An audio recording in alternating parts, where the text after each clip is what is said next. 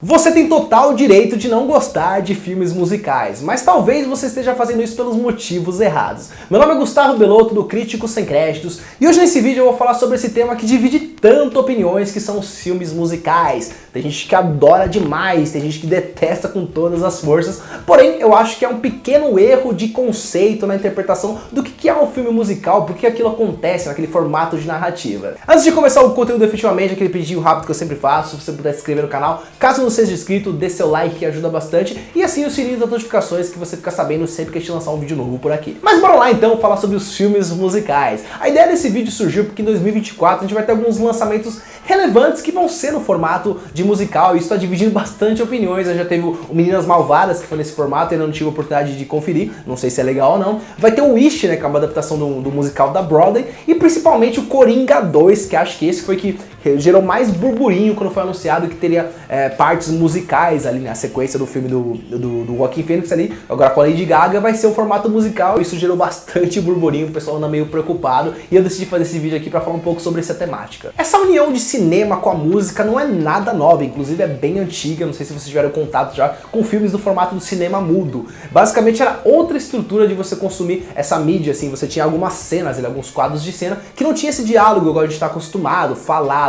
Então tinha as cenas representadas de forma até mais teatral e uma música rolando no fundo ali que tinha a ver com a temática da cena ou do filme. E tinha alguns blocos de diálogo, né, que tinha aqueles textos escritos assim, que mostravam quando tinha necessidade de algum diálogo, mas não era falado. Inclusive depois teve essa mudança pro cinema falado, que foi bem disruptiva, né, no formato do cinema. Inclusive alguns artistas, grandes artistas, tiveram dificuldade nessa transição entre esses dois formatos, que são bem diferentes. O próprio Charlie Chaplin foi um desses casos, né, que era muito apegado ao cinema mudo e teve um pouco de dificuldade na transição. Inclusive tem um filme que fala um pouco sobre isso, que ele chama Crepúsculo dos Deuses. É um filme, acho que é da década de 40 ou 50, eu não me recordo exatamente, que ele conta a história de uma atriz que ela era a super estrela, né, do formato do cinema mudo, e com essa mudança ela foi caindo no esquecimento, né, e toda essa dificuldade dela de lidar com essa questão da falta da fama. Então o filme é muito interessante, mas enfim, não é o foco do vídeo, mas confira esse filme que vale muito a pena. Um argumento que eu vejo as pessoas falarem muito quando falam mal de musical é o seguinte: pô, Belotto, mas nada a ver, o cara tava andando lá, de repente ele começou a cantar, começou a dançar, como todo mundo sabia a coreografia, todo mundo sabia a letra, nada a ver. Mas e se eu te contar que na verdade isso é apenas um recurso narrativo, é uma forma de você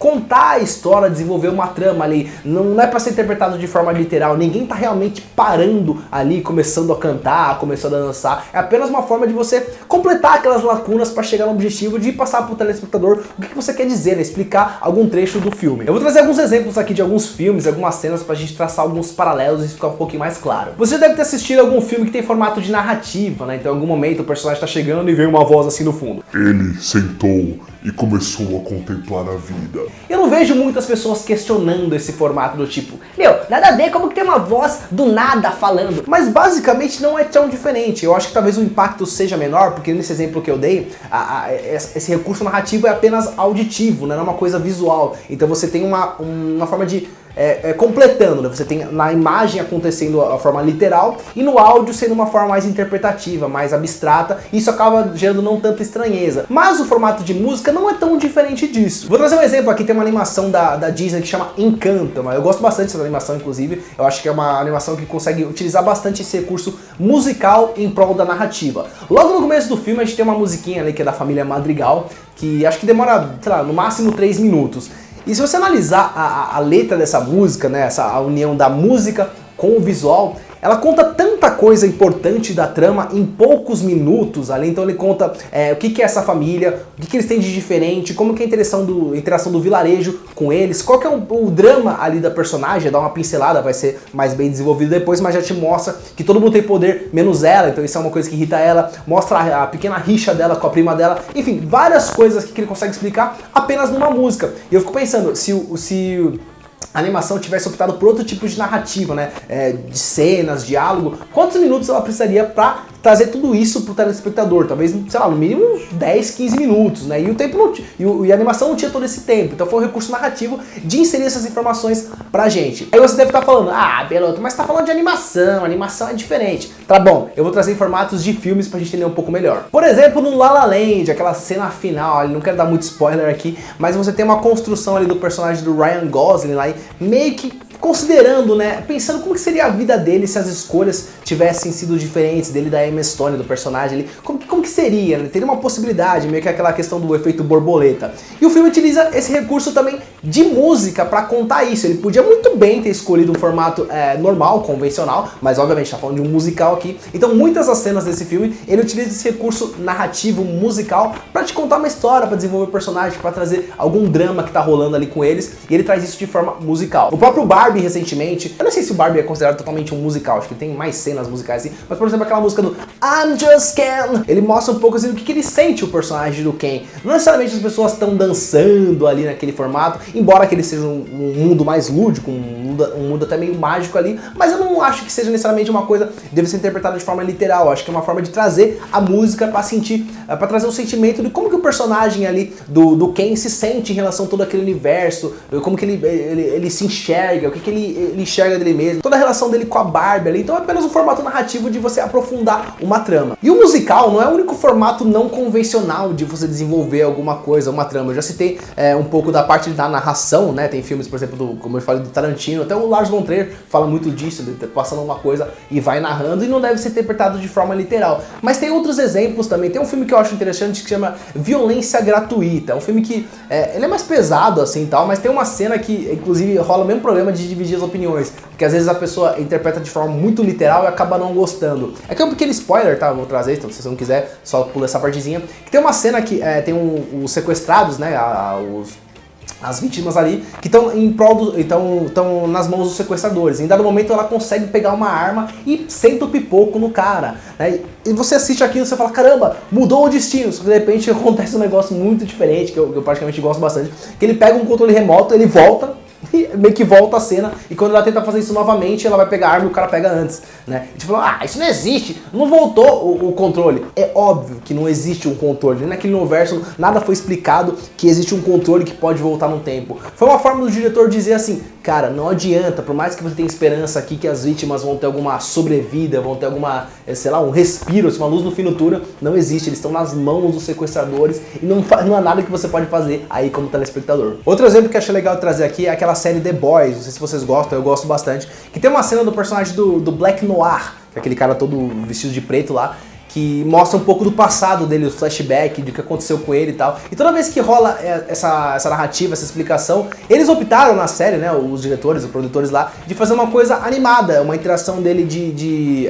animatrônico, de animação, com o personagem, mas aqui não deve ser interpretado de forma literal. Talvez você pense assim, beleza, talvez ele esteja enxergando aqui de uma forma, de repente, uma esquizofrenia, algo do tipo, mas de fato não tem nada naquele universo que sustente o fato de realmente existir personagens animados que estão ali falando com ele. Foi apenas uma forma que eles escolheram, de repente, de trazer esse passado doloroso, né, esses dramas que ele tinha, né, o abuso ali por parte do Soldier Boy, como ele se sentia em relação a isso, e talvez até uma forma de desconstruir um pouco o personagem, um lado mais infantil que ele tem, embora seja muito poderoso, mas tinha esse lado meio infantilizado nele, essa inocência que ele foi perdendo, algo do tipo assim. Mas o negócio que eu acho curioso, que eu acho que esse formato de narrativa de musical, acho que funciona muito melhor em outras mídias. Aqui é mais de achismo, por exemplo. É muito comum você ver isso no teatro, formatos musicais. E eu não vejo o pessoal com o mesmo olhar crítico em relação a isso. Eu acho que naquele formato de mídia as pessoas entendem um pouco melhor por que tá cantando. Ninguém fala assim, o cara parou no meio da peça e começou a cantar. O pessoal entende como deveria ser. Que não é mais o cinema musical tenta trazer isso, só que em outra mídia, mas basicamente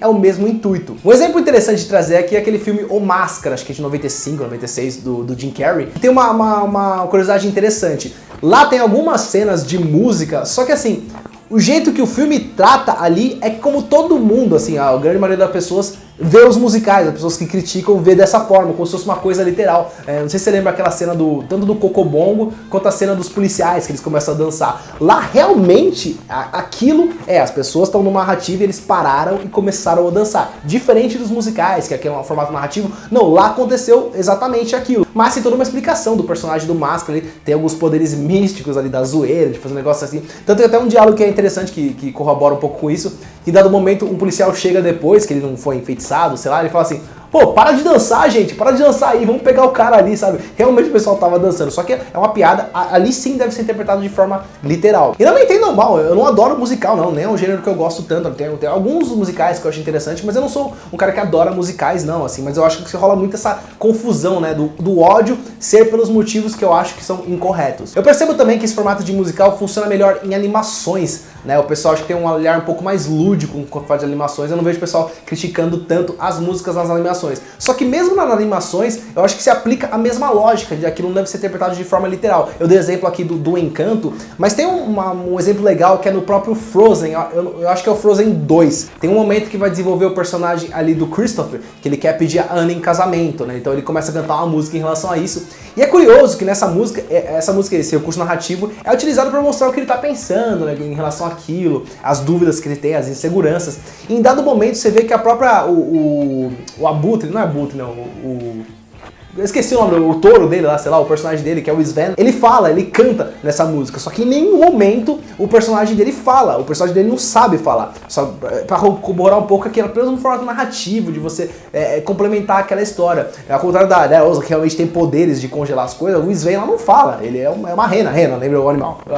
Graças a Deus. Nossa, eu podia ter lembrado do animal do Natal, né? Mas enfim, ele não fala, só que naquele momento ele fala porque é uma coisa mais lúdica, não deve ser interpretada de forma literal, então ele canta e conta um pedaço da história, que é importante, lá, o que ele devia fazer, como se fosse um amigo que está aconselhando um outro amigo. Mas enfim, pessoal, essa foi só uma explicação do que é o formato de narrativa musical para não ser interpretado de forma tão literal assim. Meu intuito com esse vídeo não é convencer ninguém a gostar de musical. Se você não gosta, não gosta, mas eu comecei a perceber que eu mesmo fazia isso. Eu não gostava de musicais, mas pelos motivos errados, entendeu? Eu tinha visto alguns musicais e eu falei, não gosto disso. Mas eram musicais que provavelmente eu não tava, naquela época, eu não tava na vibe. O exemplo do Fantasma da Ópera, eu assisti na época, eu achei um porre, eu odiei o filme. Mas talvez eu era muito novo, talvez se o filme não fosse musical e tivesse a mesma temática, eu ia odiar da mesma forma, não era por causa da música necessariamente, entende? E também eu não entendia muito bem que a música era apenas um formato de você contar, aprofundar aquela história, de você seguir no roteiro, só que num formato um pouco diferente. Hoje eu tenho essa visão, né, de que às vezes quando utiliza essa parte da música, é como se fosse uma narração, como se fosse, sei lá, uma animação rolando ali no meio, não é pra ser interpretado de forma tão literal. Mas enfim, muito obrigado pelo seu tempo, novamente aquele pedido rápido que eu sempre faço. Se você puder se inscrever no canal, caso ele não seja inscrito,